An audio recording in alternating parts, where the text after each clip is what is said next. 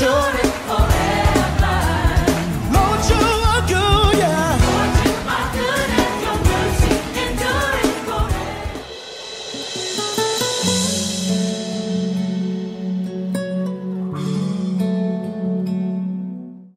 Au premier culte, je suis revenu sur le message de la nouvelle naissance et j'ai dit que l'un des signes qui prouvent qu'un homme est né de nouveau, c'est que cet homme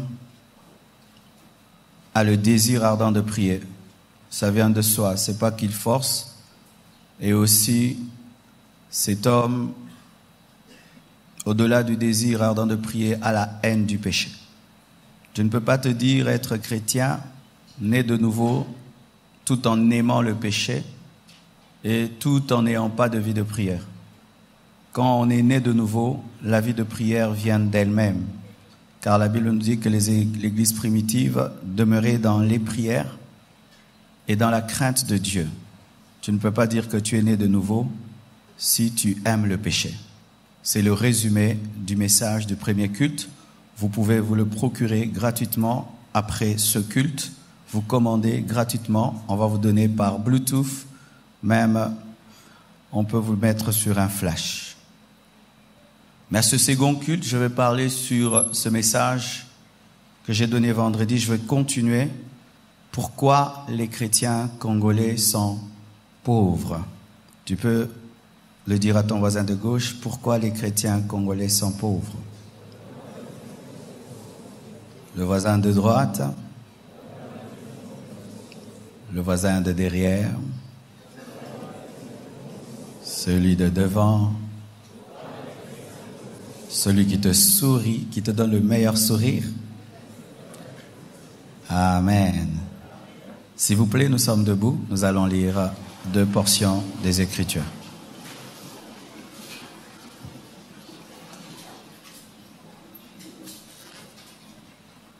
Nous allons lire tout d'abord 1 Pierre 1, versets 18 à 19. 1 Pierre 1, versets 18 à 19. Sachant que ce n'est pas par des choses périssables, par de l'argent ou de l'or, que vous avez été rachetés de la vaine manière de vivre que vous aviez hérité de vos pères, mais par le sang précieux de Christ, comme d'un agneau sans défaut et sans tache, prédestiné avant la fondation du monde et manifesté à la fin des temps à cause de vous, qui par lui croyez en Dieu, lequel l'a ressuscité des morts et lui a donné la gloire, en sorte que votre foi et votre espérance reposent sur Dieu. Romains 12, verset 2. Ne vous conformez pas au siècle présent, mais soyez transformés par le renouvellement de l'intelligence, afin que vous discerniez quelle est la volonté de Dieu, ce qui est bon, agréable et parfait. Et nous terminons avec ce passage très important, Proverbe 6, versets 5 à 11. Proverbe 6, versets 5 à 11. Dégage-toi comme la gazelle de la main du chasseur, comme l'oiseau de la main de l'oiseleur. Va vers la fourmi paresseux, considère ses voies et deviens sage. Elle n'a ni chef, ni inspecteur, ni maître. Elle prépare en été sa nourriture. Elle amasse pendant la moisson de quoi manger. Paresseux, jusqu'à quand seras-tu couché? Quand te lèveras-tu de ton sommeil? Un peu de sommeil, un peu d'assouplissement, un peu croiser les mains pour dormir, et la pauvreté te surprendra comme un voleur, et la disette comme un homme en armes. Asseyez-vous, s'il vous plaît, que Dieu bénisse sa parole.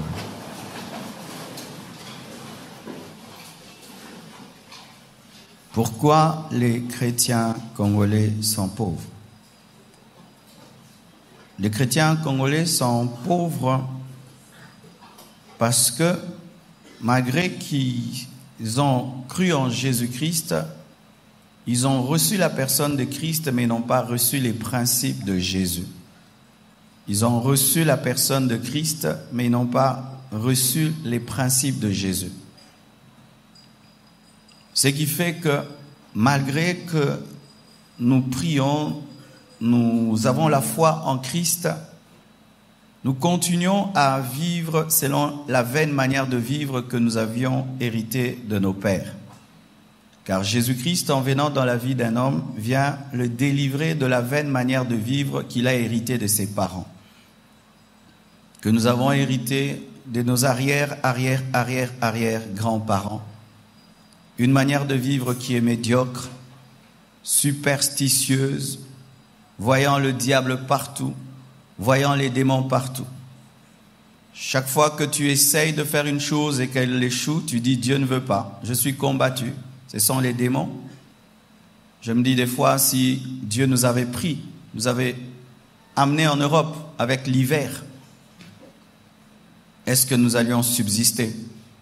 Je vous assure, nous avons l'un des meilleurs climats au monde. Les autres prient pour avoir ce soleil, ce climat. Est-ce que si on nous avait placés en hiver, il y a certains coins du monde, il fait noir la moitié de l'année et il fait jour la moitié de l'année. Est-ce que l'homme congolais pouvait subsister? Nous sommes dans un paradis, mais nous nous plaignons. Tu peux jeter des graines à gauche et le lendemain, ça pousse. Ailleurs, il faut des engrais. Une vaine manière de vivre héritée de notre culture. Un fonctionnement de médiocrité qui, malgré que nous prions, demeure en nous. C'est pourquoi tu vois quelqu'un, quand il prie, c'est extraordinaire, mais quand il commence à parler, il commence à se comporter, commence à gérer les biens de l'État, tu te poses la question s'il est vraiment chrétien. Il peut monter sur les chaises dans un stade, il peut casser les chaises, il peut aussi abîmer un bus commun, mais les chrétiens, il peut s'arrêter dans un coin, il commence à se soulager dans un coin, abîmant un mur, il peut jeter des papiers partout, des ordures partout. Il est chrétien, mais il peut jeter des ordures partout. On reçoit Jésus, mais les principes de Christ, on ne les reçoit pas. Vous voyez, Jésus-Christ, lorsqu'il a fait les miracles et qu'il y avait des restes, il a dit à ses disciples de ramasser. Pourquoi? Il ne voulait pas salir l'endroit qu'ils avaient trouvé propre. Amen. Jésus avait respecté l'environnement. Il ne voulait pas laisser des morceaux de pain. Il a dit ramasser les pains. Et il ne voulait pas aussi tomber dans le gaspillage pour dire demain encore je ferai un miracle, jeter ces pains. Non. Il dit ces pains-là, vous les gardez parce que demain vous n'allez pas vivre par un miracle, vous allez vivre de l'économie. Alléluia. Et voyez, en Israël, chaque fois qu'un homme était malade, Dieu le mettait de côté en quarantaine. C'était pas seulement un signe de sanctification, mais c'est aussi pour préserver les autres d'une contagion. Et chaque fois que quelqu'un avait des déchets, il devait creuser dans le désert. Chacun avait une pelle pour creuser et chaque fois qu'il devait se soulager, il devait enterrer cela parce que Dieu ne voulait pas que son peuple tombe malade. Et lorsque vous lisez la parole de Dieu et que Dieu interdit de manger certains animaux, lorsque vous étudiez dans la diététique, ce sont des animaux qui donnent la maladie. C'était pas seulement pour des causes spirituelles, c'était des aliments qui rendent malade, comme le cochon, ça rend malade. Amen. Ça rend malade parce que c'est l'un des animaux les plus sales et Dieu interdit à son peuple de manger les cochons. C'est vrai, aujourd'hui, les musulmans, ils s'en privent pour des raisons spirituelles, mais tu peux te priver de manger du cochon parce que le cochon est l'un des aliments les plus sales, qui a un système digestif le plus court, faisant que dans son corps, il y a beaucoup de toxines, beaucoup de microbes, et il est même capable de manger son propre enfant, le cochon. Et Dieu avait interdit ça à son peuple dans le désert. Donc, il y avait Dieu, mais il y avait aussi les principes de Dieu pour le développement de l'homme. Alléluia. Et le problème avec nous, Congolais, c'est que nous aimons Jésus, mais les principes de Jésus, nous ne les aimons pas. La Bible ne nous est pas donnée seulement pour prier. Elle est aussi donnée pour se développer, pour grandir, pour croître, pour travailler, pour transformer son environnement. La Bible, quand elle te rend paresseux, c'est pas la Bible. Amen. Si la Bible, depuis que tu l'as dans ta vie, tu deviens médiocre, ce n'est pas la Bible. La Bible rend un homme excellent. Alléluia. La Bible transforme la vie d'un homme, pas seulement dans le domaine spirituel, même dans le domaine social, la vraie Bible. Une Bible qui te pousse seulement à prier, mais qui ne te pousse pas à travailler, à chercher, à te battre dans la vie, c'est pas la Bible. Car même ce qui nous sauve est appelé l'œuvre de la croix, le travail de la croix, les œuvres du Saint-Esprit. Alléluia. Dieu est un travailleur. Au commencement, Dieu se présente comme celui qui crée. Au commencement, Dieu créa. Dieu toucha la terre pour faire un homme. Dieu a travaillé. Il s'est sali les mains pour faire l'homme parce qu'il a touché à la poussière. Alors si tu te dis chrétien, marchant avec Jésus, mais tu vis dans la paresse, ce n'est pas Jésus, c'est de la religion. C'est pourquoi dans certains endroits on dit que la religion est l'opium du peuple. Oui, je vous assure, il y a une certaine manière de prier qui est l'opium du peuple. Lorsque les gens pensent que prier c'est venir à l'église, après c'est tout. Mais lorsqu'ils sortent, ils n'appliquent pas la parole de Dieu, ils ne transforment pas leur pays, ils ne transforment pas leur avenue, ils ne transforment pas leur maison, ils ne transforment pas leur société, leurs universités. C'est vraiment de l'opium du peuple, parce que ce peuple qui devait réfléchir sur le développement est en train de penser à la prière, et ce n'est pas la parole de Dieu. Amen. Amen. Amen. Je vais arriver, je sais aussi pourquoi tu es calme. Amen. Jésus est venu nous libérer de la vaine manière de vivre. Et la vaine manière de vivre, c'est ce qu'on appelle la mentalité. La mentalité, une mentalité de médiocrité. Jésus-Christ nous libère de la mentalité de médiocrité héritée de nos grands-parents. Vous voyez, dans la culture congolaise, la femme n'a pas d'importance. Et même les coutumes sur la femme ne peut pas manger les bonnes choses. Les hommes peuvent manger les bonnes choses, pas la femme. Amen. Alors ça fait déjà que lorsqu'un homme éduque ses enfants, il compte sur les garçons et ne compte pas sur les filles. Et si Dieu lui donne 7 filles, il n'a aucun homme, il se considère comme n'ayant pas d'enfants. Vous voyez? Alors qu'il peut réussir avec ses filles une culture qui traite la femme comme une esclave, une sous-homme. Et cette culture nous rend pauvres parce qu'il y a plus de femmes que d'hommes. Et alors si déjà dans notre culture, nous ne respectons pas les femmes, nous ne respectons pas la majorité des Congolais parce que les Congos, ce sont les femmes. Elles sont plus nombreuses que nous. Et imagine alors que tu envoies ton garçon à l'école, mais ta fille, tu dis fais-toi belle pour te marier. Déjà, c'est une culture de médiocrité. Et il y a des gens qui prient. Malgré qu'ils prient, ils pensent ainsi que avoir une fille, c'est une malédiction. Si sa femme n'a que des filles, il est très en colère. Elle ne me donne que des filles, une vaine manière de vivre héritée de nos parents. Mais Romains 12, verset 2 nous dit, ne vous conformez pas au siècle présent, ne soyez pas influencés par votre environnement, mais soyez transformés par le renouvellement de l'intelligence qui est engendré par la parole et par le Saint-Esprit, afin que vous discerniez, que vous soyez capables de connaître la volonté parfaite de Dieu. Lorsque tu reçois la parole t'aide à discerner ta culture. Amen. À dire, c'est que les Congolais font. Est-ce que c'est normal? Alors si c'est bon, je prends. Si c'est pas bon, je ne prends pas. La parole de Dieu vient dans ta vie pour te permettre de choisir. Là, je peux me comporter en Congolais, mais là, non, je ne peux pas me comporter en Congolais. Combien de fois, mes frères et sœurs, certains Congolais ont honte dans certains endroits. Tu vas dans des coins où tout le monde est calme, tout le monde parle lentement parce que on n'est pas toujours obligé de savoir ce que tu dis. Mais nous parlons toujours fort. Toujours fort. Tu es au restaurant, tu parles fort. Dans l'avion, tu parles fort. Dans l'avion même, les Congolais se tiennent debout, même en première classe, en train de causer comme s'ils étaient au coin de Kimafiki.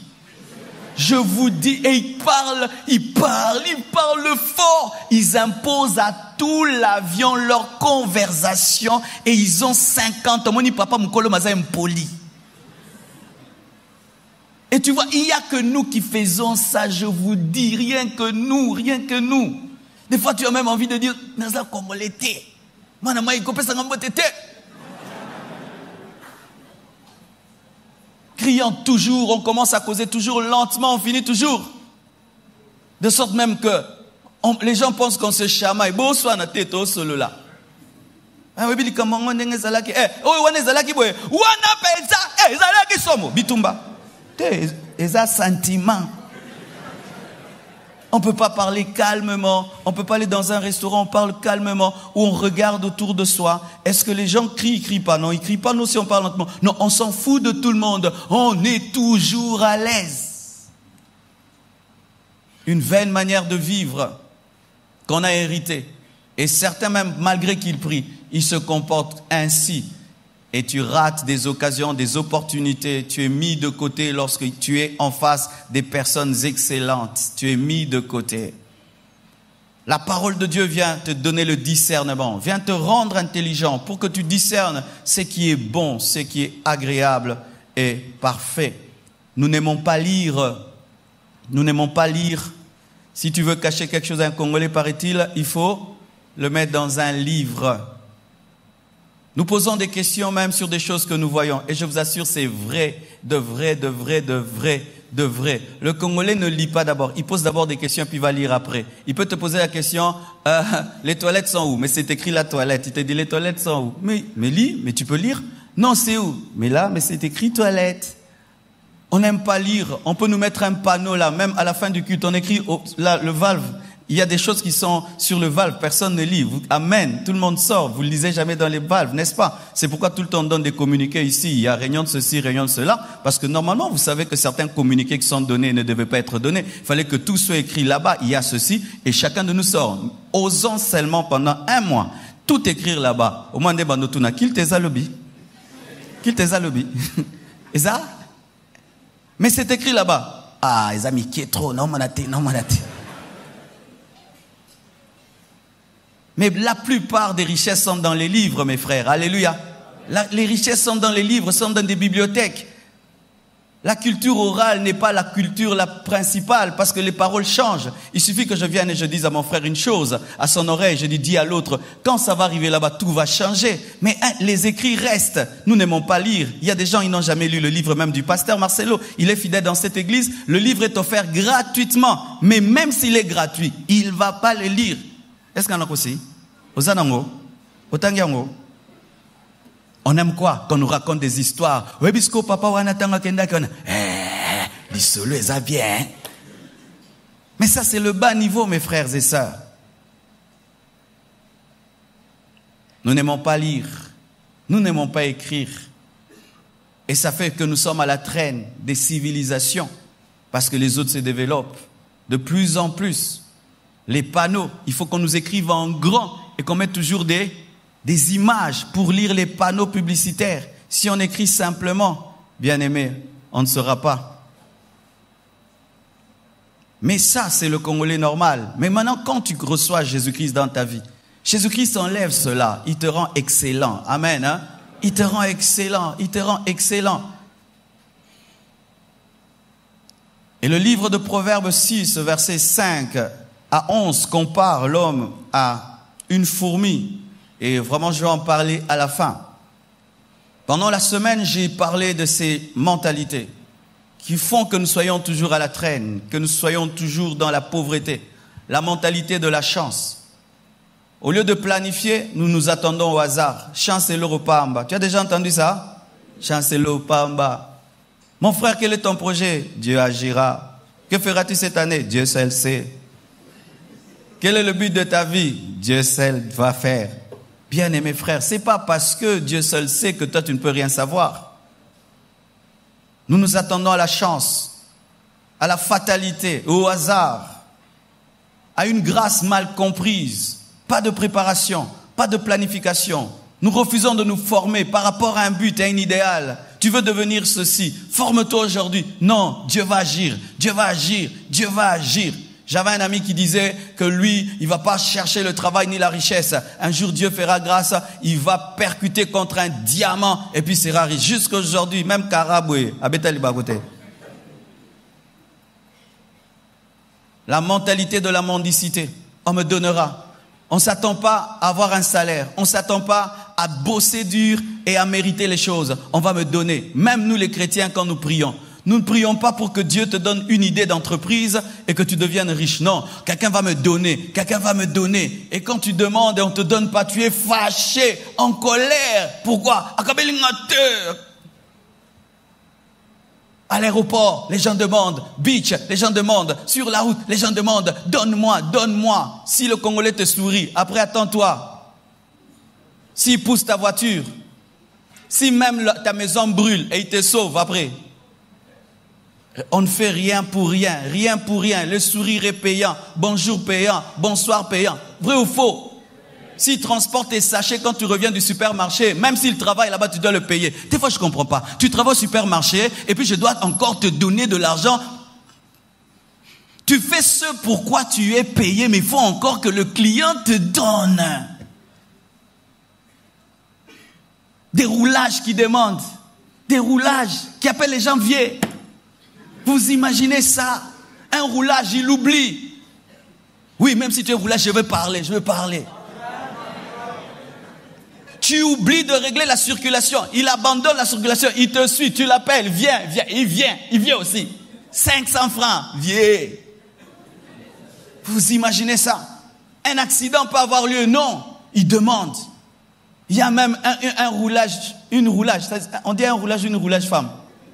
Une roulage qui m'appelle des fois chérie.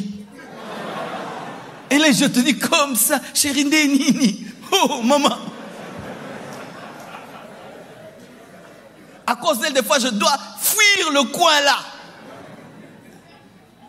D'autres, ils ne gèrent plus la circulation. Lui, c'est toujours saluer tout le monde, saluer tout le monde, saluer tout le monde. Tout le monde est chef, tout le monde est mon colonel, mon caporal. Mais c'est sûr qu'ils prient quelque part. C'est sûr qu'ils prient quelque part ce roulage-là. Suivez-les le dimanche. Ils sont chrétiens. Ils sont chrétiens. La parole est entrée, mais n'a pas transformé.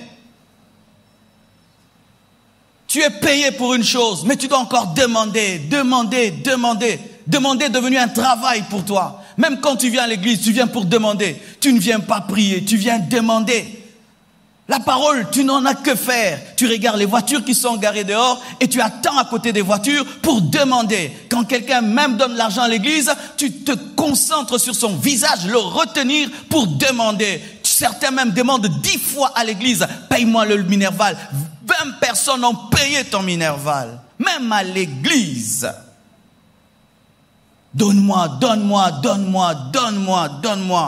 Bien-aimés frères, lorsque tu es dépendant du donné, tu es un parasite. Et si on ne te donne pas, tu ne te développes pas. La mentalité de l'infantilisation, c'est cette mentalité qui fait de nous des éternels enfants. De sorte que nous appelons tout le monde papa, tout le monde préso, tout le monde vieux.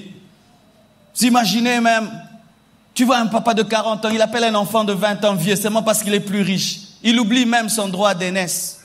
Et même lorsque nous tenons devant nos autorités politiques, on les appelle toujours papa. Est-ce que les Français appellent Macron papa Macron? Mais nous papa Telepsel Kamo papa, Kourezonga papa. Nous sommes toujours des enfants. Et si on te dit tu as grandi, tu dois affronter la vie. Balinganga te baobengalanga.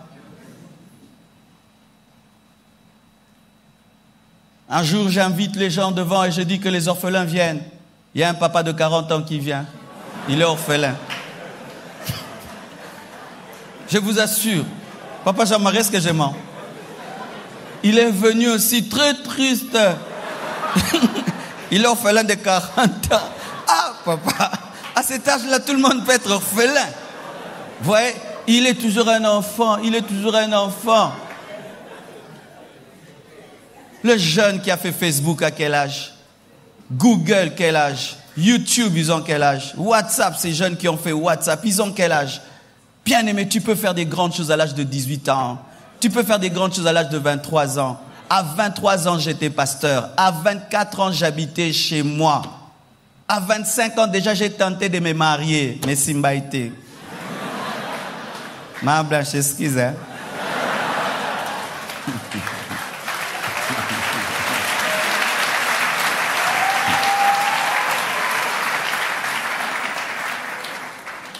Et encore une autre mentalité qui nous rend pauvres. Congolais vivra les jours au jour. Vous entendez ça? Alors chaque fois que les Congolais font une grève et puis on nous dit toujours au jour les jours. C'est-à-dire attention, les jours au jour. Bien aimé, pendant un temps tu peux vivre au jour le jour comme on dit. Mais il faut avoir des économies. Il faut avoir de l'épargne. Quand tu as $1000, épargne même 500, épargne même $20, $30. Combien tu as dans ta caisse? Combien tu as en banque? Si tu as un sérieux problème ce matin, à quoi tu vas toucher? Tu vas penser à quelqu'un qui va t'aider. Je pensais ici et je me fonctionnais ainsi, jusqu'à ce que je me marie et qu'un jour mon enfant tombe malade la nuit. Et bien aimé, à 2h du matin, tout le monde éteint son téléphone et toutes les portes sont fermées. Qui va t'aider? Nous voulons tout consommer. Tant que tu as l'argent, tu n'as pas la paix. Il faudrait que tu consommes tout. Nous organisons des fêtes qui n'ont pas de sens. Est-ce que je peux parler vraiment? Oui. Comment tu es pauvre, tu organises des fêtes de riches? C'est inconcevable. Pourquoi vous faites des fêtes de riches, mais tu n'es pas riche? Quand tu n'es pas riche, ne fais pas les fêtes des riches. Même si vous regardez les films des riches. C'est pas parce que tu regardes un film et on voit une fête de riche, une robe de riche, une table de riche, des assiettes de riche. Et toi aussi, le jour que tu veux faire ta fête, tu veux faire comme un riche. Et tu as $5000, tu mets $5000 dans un mariage, tu mets $5000 dans une fête d'anniversaire, et après ça, tu n'as rien. Tu mets tout ton argent dans les vêtements. Tu es Wendo, tu es Wemba, tu es Dindo Yogo. Tout ton argent est dans tes vêtements. Ta richesse, c'est toi là. C'est toi là. Si on te vole, on a tout pris. C'est ton sac, ta richesse, ta montre. À part tout ce que tu as sur toi, tu n'as rien. Tu n'as rien. Quand tu as l'argent, tu penses à ta veste, tu penses à un costard, à des chaussures. Et c'est tout ce que tu es. Et demain encore, Dieu te donnera. Et nous aimons ce verset qui dit que Dieu nourrit les oiseaux du... Ah, moi, je vis comme un oiseau. Mais tu n'es pas un oiseau. C'est ce qu'on a dit le mercredi, le vendredi. Parlons de ce matin. Voici une autre mentalité qui nous empêche de réussir et d'être riches. Une mentalité d'orgueil. Bien-aimés frères, sœurs, je ne sais pas si vous avez observé, mais nous sommes très orgueilleux, nous les Congolais. Très orgueilleux. Et orgueilleux pour rien. Vous même faites même orgueilleux pour quelque chose. Amen, hein? Mais des fois, pour rien. Il n'a rien. Mais il ne peut pas commencer petit. Tu vois un frère, même à l'église, il n'a rien. Il ne travaille pas, il galère. Tu dis, frère, deviens même mon jardinier. Il se fâche. Regarde, pasteur, à moi, on a un niveau, pelouse. Il préfère quémander, manquer de l'argent. Et tu dis, je vais te payer $100 à la fin du mois, mais tu deviens mon jardinier. Il refuse de devenir jardinier. Il préfère garder son orgueil, crever de faim. Au lieu de dire, je peux travailler pendant 5 mois, on me donne $100, je garde mes $500, et puis un jour je démissionne, et puis je commence une petite affaire. Non, niveau nanga oyo. Et s'il est licencié de l'Ovanium, là c'est grave encore. Oui, s'il est licencié, si seulement il a un papier, l'orgueil lui monte. Et quand il va chercher un travail, je suis licencié. Bien aimé, combien il y a de licenciés, combien il y a d'entreprises?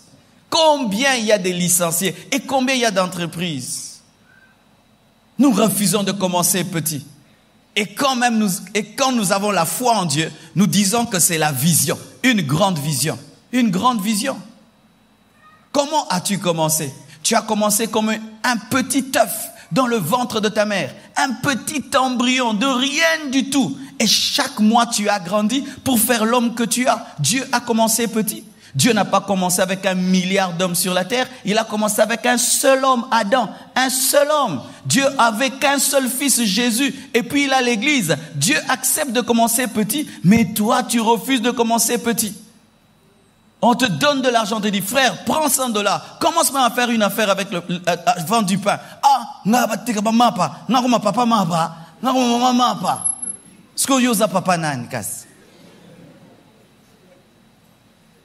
et Papa Moubenga parlait d'une chose. Ça vraiment, ça m'échappait. Il a dit, à cause du pillage, certains papas souffrent. Avant le pillage, tu avais un certain niveau. Mais quand les 2 pillages sont passés, beaucoup d'hommes qui étaient des grands PDG ont perdu le travail. De sorte qu'il n'y a plus d'entreprise. Alors chaque fois que vous allez chercher le travail, vous parlez toujours de ce que vous avez été. Moi j'étais ADG2, moi j'étais ceci. Mais cette compagnie n'existe plus. La Gécamine a presque disparu. C'est le Gécamine, il y a eu Moko. Cet orgueil-là, moi je fus ministre au Congo, moi je fus ceci, moi je fus ceci, de sorte même que tu amènes un CV tellement pesant qu'on a peur de t'engager. Vous connaissez de tels gens? Bien aimé, des fois il faut diminuer le CV, ne dis pas tout. Tu montres seulement ce qui est essentiel, et le reban sabatou, tu t'es.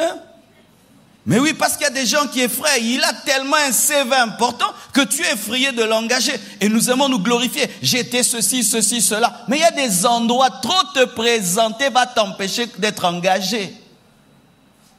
L'orgueil. L'orgueil.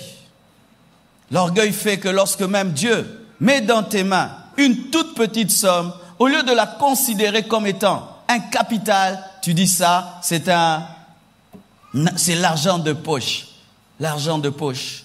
Une fois, une jeune fille est venue dans mon bureau. Elle m'a impressionné. Elle m'a dit, pasteur, je souffre, mais je refuse de me prostituer. Je refuse de faire ceci, mais j'aimerais vendre du pain. Si seulement je peux vendre du pain, pasteur, vraiment je serai dans la paix. Et quand elle parlait, je pensais qu'elle avait besoin d'une très grande somme d'argent. Je lui dis, ma sœur, tu as besoin de combien? Elle me dit $40. J'ai dit, c'est pas vrai. $40, c'est que j'utilise pour acheter des unités. Toi, tu en as besoin pour changer ta vie. Je lui ai donné. Elle n'est jamais plus revenue dans mon bureau. Elle n'avait besoin que de $40. Mais toi, si on te donne $40, Nini, Pessia, c'est Nini, c'est Nini, c'est Nini, c'est Nini. Des gens qui méprisent même ce qu'on leur donne, qui méprisent ce qu'on leur donne. Ce qu'on lui donne, ils méprisent ça. Ça nous rend pauvres. Pauvres. Un homme qui ne respecte pas $1, Dieu ne nous donnera pas $100. Quand tu vois un homme qui a des milliards, il respecte $1. L'orgueil. Je vois même, on a commencé le chantier. J'ai vu des frères formidables. Quand on a commencé le chantier, on n'avait pas engagé des frères. Il y avait des maçons, des païens qui venaient, qui travaillaient au chantier de l'église. Mais il y a des frères qui sont venus aider. Ils ont aidé pendant 1 mois, 2 mois. Ils étaient là tout le temps. Ils ont manifesté une humilité tellement extraordinaire. On a dit, vous êtes aussi engagés. Quand on paye ces maçons-là, ils sont aussi payés. Alléluia, l'humilité. Au lieu que tu rentres à la maison, tu n'as rien. Tu travailles au chantier, on te paye. Ne soit jamais. Donc, on a remis maçon. On a remis maçon. Comme maçon. Mais c'est que je remarque, nous avons beaucoup d'orgueil quand nous sommes au Congo. Mais quand on voyage, l'humilité. Les mêmes personnes qui refusent de laver les assiettes, prient. Vous lavez là, vous allez bien laver les vieillards. Vous allez bien laver les assiettes. Alors, pourquoi? J'ai réfléchi dessus. Pourquoi quand nous sommes au Congo, on refuse ces basses besognes, mais quand on va à l'étranger, on accepte de laver des cadavres, des assiettes, d'être des sécurités dans le froid? C'est parce que nous vivons selon les regards des hommes. Tel va me voir. Mais comme là-bas, c'est tout au bêta caillou et ça a rien. L'orgueil. Donc, tu attendras aller en Europe pour devenir humble. Comment c'est être humble ici? Alléluia. Celui qui se moque de toi aujourd'hui, demain il verra la gloire de Dieu dans ta vie. Dieu te bénira, Dieu t'élèvera. Surtout, quand tu es un père de famille, ton orgueil peut faire souffrir la maison. Vaut mieux un jeune garçon qui est orgueilleux quand même, son orgueil le touche seulement lui. Mais un père de famille qui est orgueilleux, les enfants ont faim, la femme a faim, il n'est pas au bout des moussales. Moi, je ne peux pas prendre ce boulot. Moi, j'ai beaucoup étudié. Mais tu as beaucoup étudié, mais tu ne nourriras pas tes enfants avec ta licence. Humilie-toi. Les femmes, quand même, arrivent à faire ça. Acclame-moi un peu les mamans. Oui.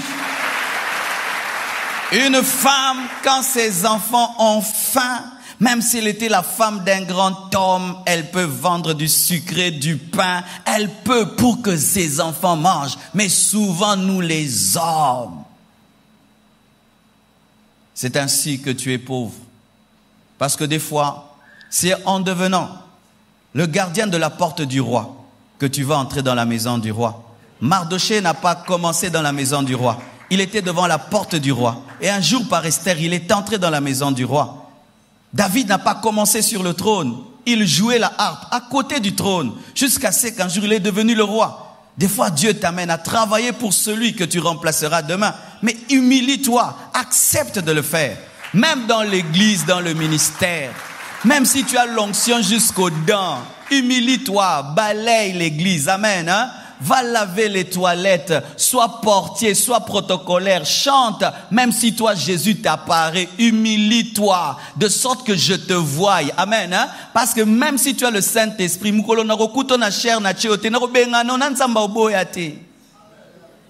ah oui, c'est ce que vous faites aussi, l'orgueil. Tu as la chose de Dieu, mon Bouddha, pasteur. Allez, pasteur. Moi, je prie plus que lui, je crains Dieu plus que lui. Même si tu es Jésus, c'est Jean-Baptiste qui te baptise. Même si tu es le grand Jésus, tu as besoin que Jean-Baptiste dise, voici l'agneau de Dieu qui ôte les péchés du monde. Ce n'est pas Jésus de dire, je suis l'agneau de Dieu. Ton témoignage doit venir de Jean-Baptiste qui est moins que toi. Tu as la chose de Dieu.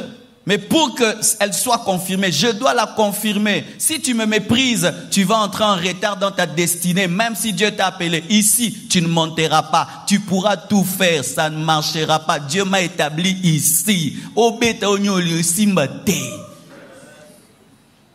L'humilité. Et une autre mentalité, la mentalité des apparences. Et cette mentalité des apparences nous amène à vivre au-delà de nos moyens. Et ceux qui nous ont amené cette mentalité des apparences, ce sont les musiciens. Amen. Les musiciens. Je ne vais pas citer leur nom. Amen. Les musiciens. Les sapeurs. On devient un pays des sapeurs. On peut acheter des chaussures en croco de $2000, mais tu n'as même pas une parcelle. Tu le vois, il est habillé comme un ministre, mais il n'est rien. Une fois, on montre nos ministres congolais, c'était au temps du Zaïre, face aux ministres, je crois, belges. Tu vois nos ministres, comment ils étaient habillés.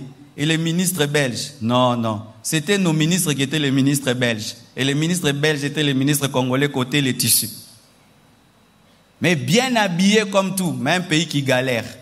Et là-bas, mal habillé, mais un pays qui va bien. C'est ce que nous sommes souvent. Tu le vois bien habillé comme ça, va chez lui à la maison. Ses chaises sont trouées. Oui, bien habillé comme tout. Va chez elle à la maison, les draps sont sales. Bien habillé comme tout, vois ce qu'il mange. Il mange rien du tout, du pain et du Fanta. Mais bien habillé. Téléphone, $1000. Mais demande-lui en dehors de son téléphone, qu'est-ce qu'il a? Il n'a rien dans les poches. Sora toutika ngou baba kangie. Mazana S8. Donnez-moi l'amen. Une vie d'apparence pour impressionner les gens. Il a une voiture terrible, mais il ne sait même pas où la garer.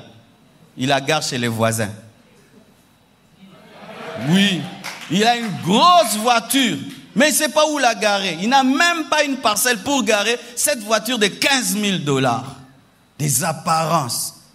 Moi, je ne porte que des choses griffées. Écoutez des choses.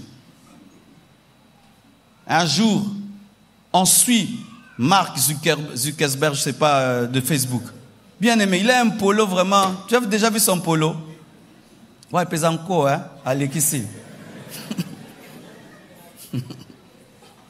Mais toi, tu n'as rien.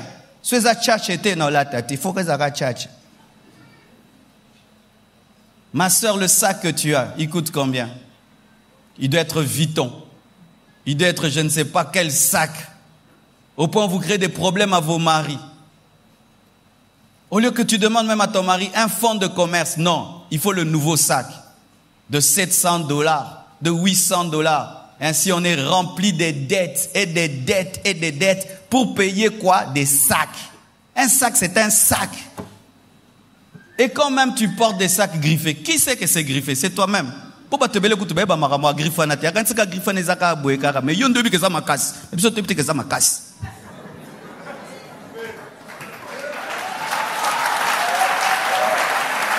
C'est psychologique, hein? Tu as un sac là, tu dis sac. Nous on ne connaît même pas les choses des sacs. C'est toi-même dans la tête que ça ma casse. Puis surtout yébite que ça ma casse. Au lieu que tu t'achètes même un sac de $50 et tu gardes même 500, non, tu mets tout dans un sac. Tout dans un sac. Vivre au-delà de ses moyens. Vivre au-delà de ses moyens. Jouer aux riches. Jouer aux riches. Arrêtons de jouer aux riches. Sois riche. Amen. Hein? Sois riche. Ne joue pas aux riches. Sois riche. Quand tu joues aux riches, tu auras une vie qui te stresse. Une vie qui te stresse. Au point même que tu vas commencer à mentir sur ce que tu es.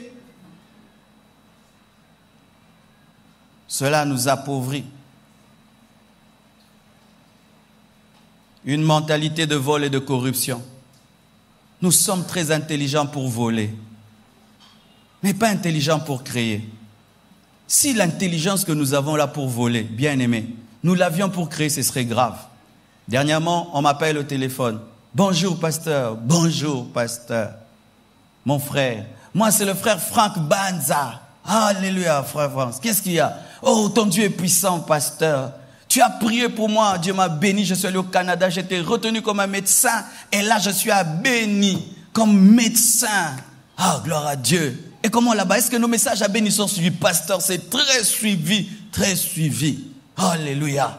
Et puis il dit, pasteur, nous fabriquons des médicaments ici. Ah, quand là, ça m'a commencé à dire ça, l'esprit m'a dit, escroc. Quoi? Nous fabriquons des médicaments. Est-ce que tu peux être notre intermédiaire? Comment?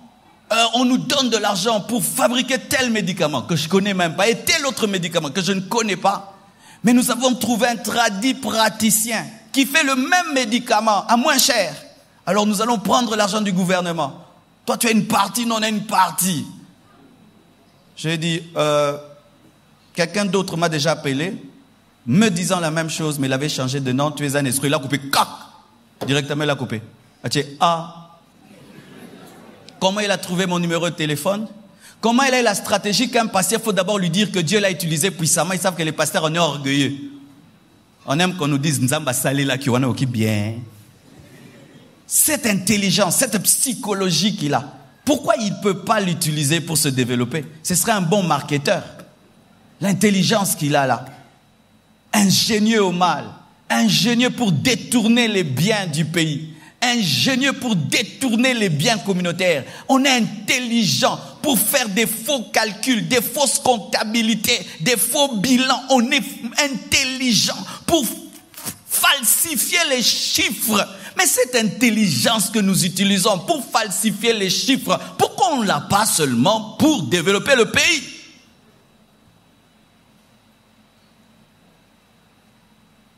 Licencié en économie, licencié en droit. Un jour, je vais à l'université, on avait une conférence sur l'Afrique. Pourquoi l'Afrique ne se développe pas? Et un grand professeur d'université est venu. Il a parlé management, macro, micro, management, leadership. Moi, j'ai dit non. Papa. Bolingo, ndezate.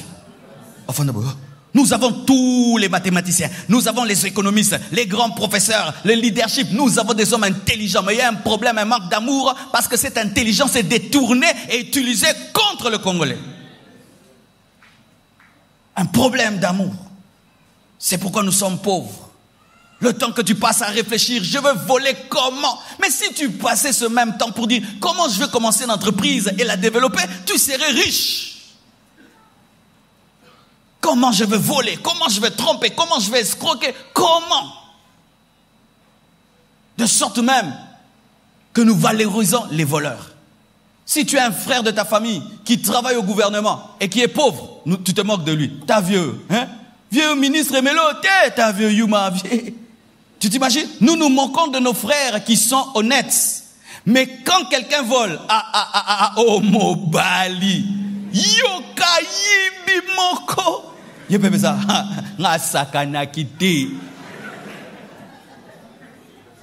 Tu t'imagines ça? Un voleur est acclamé au pays. Même nous les frères, quand tu as ton frère qui travaille dans un poste élevé, mais il a une vilaine voiture, une vilaine maison, tu viens lui dire, mais la mouka, fongola misu, fongola misu, fongola misu, fongola misu, fongola misu, ça veut dire quoi? Comment nous allons être riches si voler devient une profession? Au point où que voler, on n'utilise plus le nom voler, n'est-ce pas? On appelle ça maintenant COP. On appelle ça quoi? Banco. On appelle ça quoi? Shida. Business, affaires. Ce n'est plus vol, ce n'est plus corruption. Nous pouvons prier comme nous voulons, remplir les églises tous les dimanches. Mais si malgré nos prières, il n'y a pas un renouvellement de l'intelligence, bien aimé, ce pays sera toujours à terre. Car après avoir dit Alléluia, Amen, quand nous sortons, nous sommes dans des corruptions, nous sommes dans des magouilles.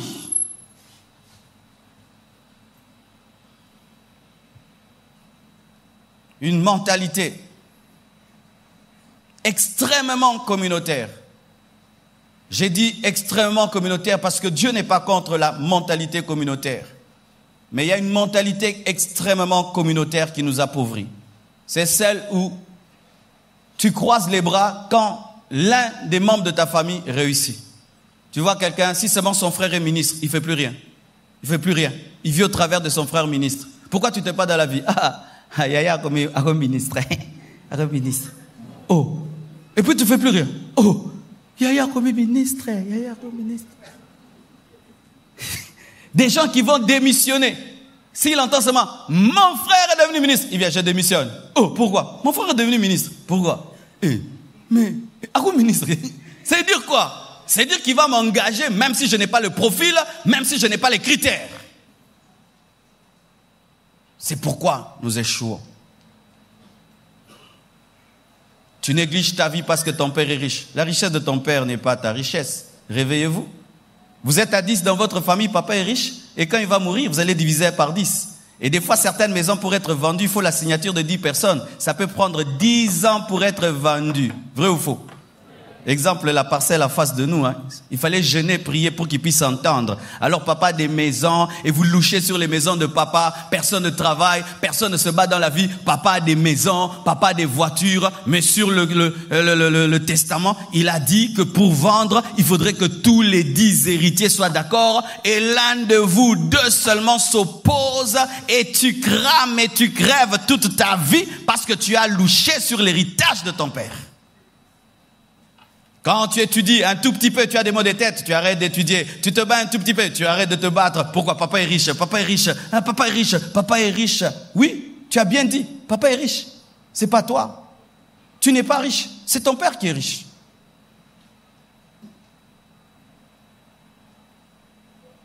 Et en Europe, des fois, tu vois quelqu'un, il meurt. Et quand vous allez vérifier le testament, il a tout laissé au chien. Il a légué tout au chien. Bobeti bezan zadi. Pourquoi tu ne te bats pas? Pourquoi tu n'étudies pas sérieusement? Pourquoi il suffit seulement que là où tu travailles, on te gueule un peu, tu démissionnes parce que papa est riche? Il suffit seulement un peu qu'on te laisse un tout petit peu, tu démissionnes parce que ton mari est riche. Et si ton mari mourait avant toi, chère maman? Il suffit que tu fasses les affaires, c'est dur, tu laisses. Tu fais les affaires, maman, c'est dur, tu abandonnes. Pourquoi? Parce que ton mari a un bon salaire. Et si Dieu le prenait, est-ce que tu as la capacité de le remplacer là où il travaille? C'est ça. Un esprit extrêmement communautaire. De sorte que nous pensons être riches parce que la communauté est riche. Non, bien aimé. Il y a des gens très très pauvres dans des nations très très riches. La mentalité de la paresse. Une autre mentalité. Nous aimons beaucoup le divertissement, plus que la formation. Regardez nos chaînes de télévision. Tu zappes comme ça, tu trouves quoi? La danse. Tu zappes football, danse, football, clip, danse, football. Les émissions culturelles, c'est rare. Et même s'il y en a, qui suit les émissions culturelles? On zappe. Football, théâtre, football, théâtre, football, théâtre. Comment tu auras le temps de méditer? Comment tu auras le temps de réfléchir? Comment tu auras le temps de réfléchir? Tout le temps le football. Je n'ai rien contre le football. Mais une nation ne peut pas tourner que sur le football. À moins que vous soyez le Brésil et que vous remportiez des Coupes du Monde. Mais tout, football, les jeunes, football, football, football, football, musique, musique, football, musique, football, musique, football. Quand est-ce que tu vas t'asseoir et tu réfléchis sur ta vie? Non, Vita Salaïboé, Imana Salaïboé, Barça Boé. Frère, tu es footballeur. Ne parlant que du football. Tout le temps le football. Tout le temps des théâtres. Des séries télévisées. Tu peux t'asseoir devant une télévision et tu regardes la télé du matin jusqu'au soir. Quand est-ce que tu auras des idées pour te développer? Je t'assure, lorsque tu es un bosseur, des fois ta télévision devient comme une œuvre d'art dans la maison. Vrai ou faux? Elle est là, tu te dis, mais je l'ai achetée même pourquoi? Tu la regardes presque jamais. Le divertissement en permanence. Pendant que nous sommes tout le temps en train de nous divertir, il y a d'autres qui réfléchissent, qui font des vaccins, qui créent des choses, qui créent des téléphones, et qui créent encore, et qui nous les vendent très cher.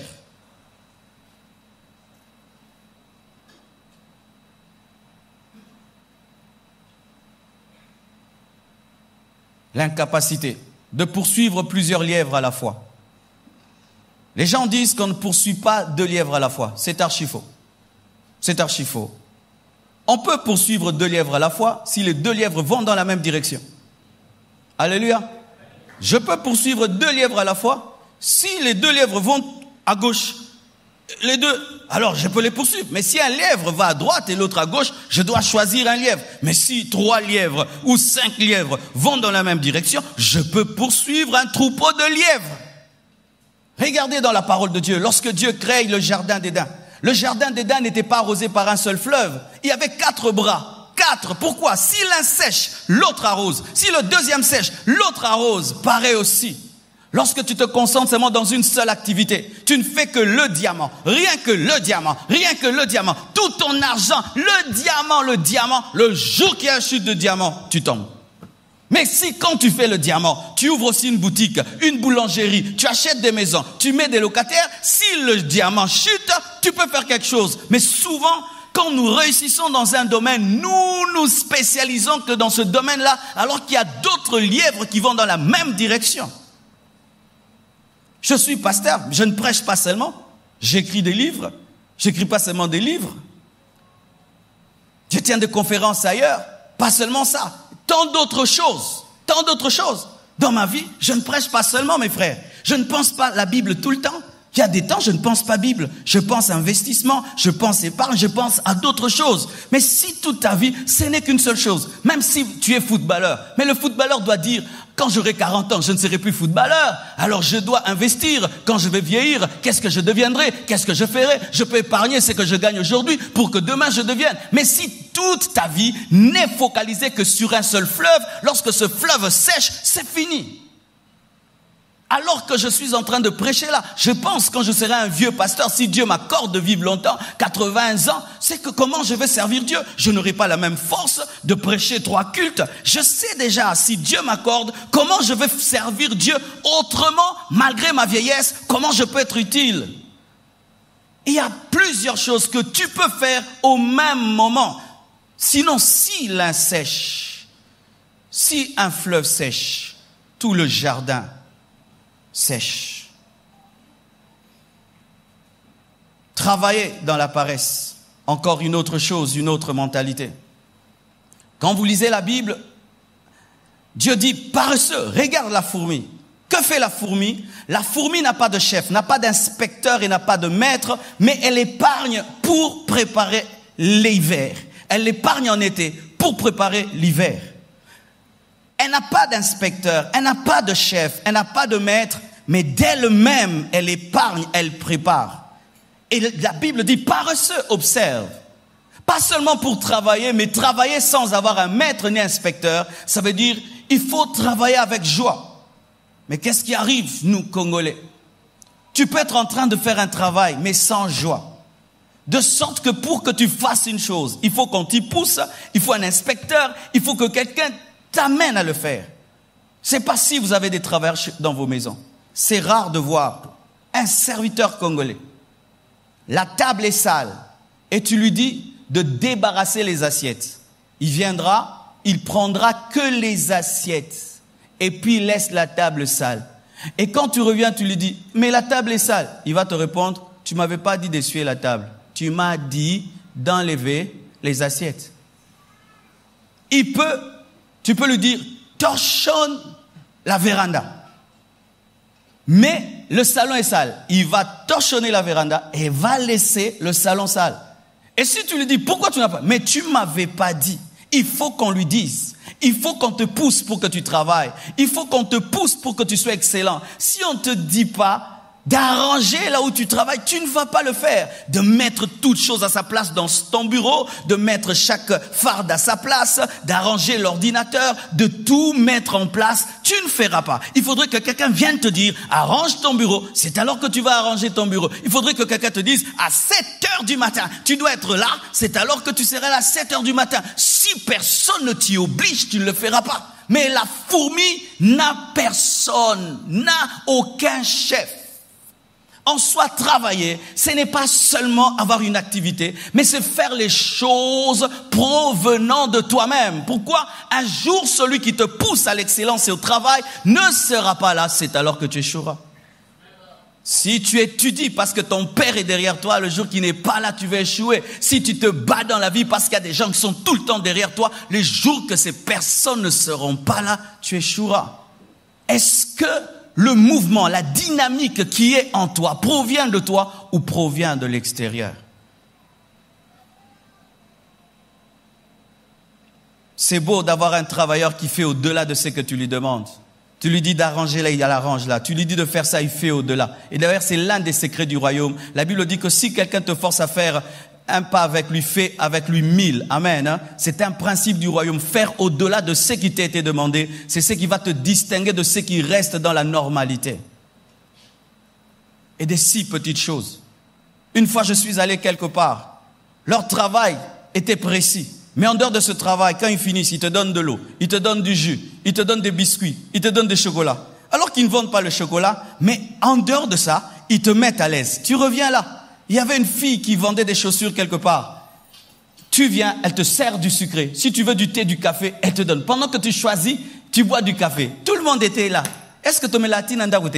Tu mets la ramée, ça ira bien. Mais d'autres te reçoivent. Oui, boni. Tu vends des beignets. C'est bien. On te dit de vendre les beignets. Mais si au-delà des beignets, après avoir vendu des beignets, tu peux offrir un cadeau aux gens, bien aimés, ils reviendront. Au-delà de ce qui t'est demandé. On te demande de faire un travail. Tu le fais comme un robot. Tu ne souris même pas. Tu ne souris même pas. Mais rien qu'un sourire. Un peu plus. Oh, le cas patron. Patron Zaté. Patron Zaté. Patron Lali. Bonjour. Oui, vous cherchez? Ah, monsieur, il s'est endormi. Mais dans 2 heures, il pourra se réveiller. Vous serez patient? Ah non, je m'en vais. Mais demain, il se réveille souvent vers 8 heures. Passez, ce serait bien. Waouh, quel travailleur. Azate. Azate. Pourquoi? Mayaka Koyamba.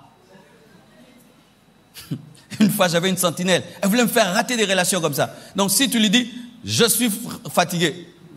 Je suis fatigué. Même si un membre de ta famille vient. Même quelqu'un de très important. Zonga. Robot. Il ne peut pas discerner, poser des questions. Vous avez quelle relation? Parce que dans la vie, il y a toujours des exceptions. Je termine avec ceci. Parce que je sens les personnes très spirituelles sont très déçues ce matin. Ils disent, ah vraiment, moi j'étais venu à l'église, on nous parle ainsi. Voici encore une mentalité qui nous empêche d'être riches. Croire que la sainteté est incompatible à la richesse. C'est quelque chose qu'on nous a beaucoup enseigné, mes frères, et cela n'est pas de Dieu. On nous a apporté la parole de Dieu et on nous a présenté que le Dieu de sainteté est le Dieu de prière, mais pas le Dieu qui peut t'amener à te développer. Et quand on vient te dire que la même Bible là que tu lis peut t'amener à devenir un grand homme, tu dis que c'est un hérétique. Et voilà maintenant les gens enseignent. L'évangile de la prospérité, c'est démoniaque, c'est satanique. Voici ce que moi je crois. Un évangile de prospérité fondé sur des illusions ne vient pas de Dieu. Où vous dites aux gens, soyez prospères, amen. Soyez prospères, amen. Année de gloire, amen. Je ne crois pas cela. Je crois que si tu enseignes la prospérité, tu dois enseigner le travail. enseigner la planification, l'investissement, l'épargne, la préparation, mais la grâce de Dieu aussi. Alléluia. Et tu dois enseigner aux gens que la richesse qu'ils auront, ce n'est pas pour leur gloire, c'est pour servir Dieu. Mais si vous, pendant que je prêche, certains disent, pasteur, parce que j'ai vu des gens dire ça, pasteur, ça c'est du blablabla, prêche-nous Jésus. C'est de l'hypocrisie. Qui ici ne veut pas être bien dans la vie? Si tu veux être malheureux, viens devant, que je prie que tu sois malheureux. Pourquoi tu envoies ton enfant à l'école? C'est pour qu'il soit pauvre? Tu veux qu'il soit riche. Richesse veut dire quoi? Argent. Mais pourquoi quand on parle clairement de l'argent, à l'église on ne veut pas? Nous sommes des hypocrites. Nous avons besoin de l'argent, mais Tobé Tarango Kahara. Oui, c'est de l'hypocrisie. Est-ce qu'un père est heureux qu'on chasse son enfant de l'école? Même si je prie en langue, je suis pasteur. Vous pensez que je peux être heureux? Oracle rentre et puis me dit, aujourd'hui on m'a chassé parce que j'ai pas payé. Même si je sais que je vais au ciel et que l'enlèvement aura lieu bientôt et que Jésus est à la porte et que les anges sont avec moi, je vais dire gloire à Dieu. Je serai heureux? Vous pensez que je serai heureux? Mon enfant a un anniversaire, il me demande un petit cadeau, je suis incapable de lui donner, je suis dans la joie. Ne nous trompons pas, ça te fait la joie que ton bailleur te chasse de la maison pour $100 et il te chasse, il met tes biens dehors, tout le monde voit, c'est bien. D'avoir des désirs que tu veux accomplir, mais tu n'as jamais les moyens. Tu n'as jamais les moyens. Est-ce que ça fait la joie? Bien-aimés, ne soyons pas des hypocrites. La sainteté n'est pas incompatible à la richesse et la richesse n'est pas incompatible à la sainteté. Il est possible d'être saint et d'être riche. Job était l'homme le plus riche sur la terre, mais il était aussi l'homme le plus intègre. C'est la Bible. Dieu a écrit cela pour que Job soit un modèle d'équilibre, qu'il est possible d'être riche et d'être intègre et d'être riche. La Bible là, qui t'amène à rechercher la sainteté, mais oublier d'étudier, oublier de travailler, oublier d'investir, oublier de gagner la vie. Ce n'est pas la Bible, c'est un déséquilibre qui te fera souffrir ta famille, fera souffrir ta descendance. Un de mes aînés dans la foi prêchait la parole toute sa vie. Il donnait, pensait jamais à sa famille.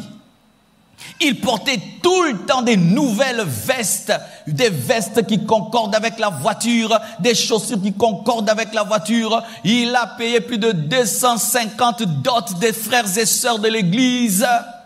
Mais le jour qu'il meurt, il n'a même pas laissé une maison. Les gens se sont moqués de lui, même les gens qu'il a donnés se sont moqués de lui. Pourquoi? Il était déséquilibré. Frères et sœurs, Jésus revient bientôt, c'est vrai. Mais après ce culte, tu dois manger, même s'il revient bientôt. Vrai ou faux?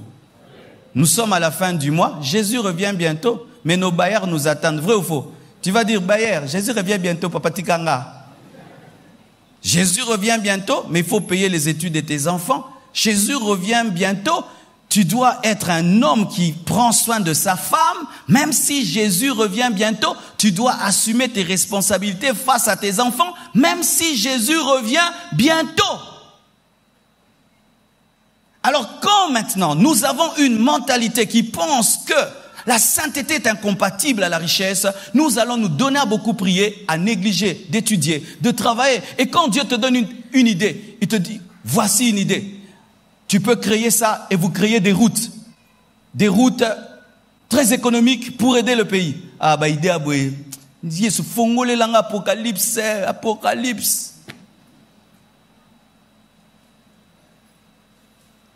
Dans certains coins bien aimés, j'ai vu des routes en pierre, des pierres seulement posées, pas de goudron, mais elles sont solides. Rien qu'une idée, on a tellement de pierres ici. Mais nous sommes seulement Yekababa, Shakababa. Nous lions, nous renversons les hôtels, nous les replaçons, et nous renversons les hôtels, et nous les replaçons, et nous renversons, et nous replaçons. Gédéon a renversé une seule fois, nous 1000 fois, nous renversons et nous replaçons l'hôtel. Une spiritualité déséquilibrée. Devant ma maison, quand j'étais à la 3e rue, il y avait un grand trou.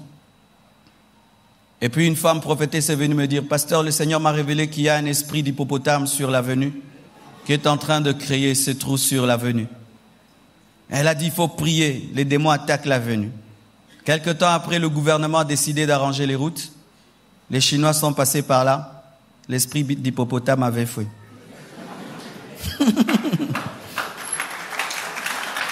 Ce n'était pas l'esprit de l'hippopotame, c'était de la négligence, mettre quelques caillasses, quelques goudrons, et l'esprit d'hippopotame était parti. Jusqu'aujourd'hui, l'esprit d'hippopotame n'est jamais revenu, il est parti dans les lézarides. C'était l'esprit d'hippopotame, c'était la paresse cachée dans des révélations. Que Dieu vous bénisse abondamment.